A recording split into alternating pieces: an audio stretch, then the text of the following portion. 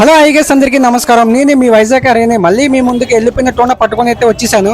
ఇది చాలా పెద్ద వెళ్ళిపోయిన టోన మన తప్పకైతే పడింది. దీని వెయిట్ ఒక 42 కేలు అయితే వచ్చింది. నేను ఇప్పటిలాగే ఈవినింగ్ 3 o'clock అయితే మన హార్బర్కి అయితే వచ్చాను.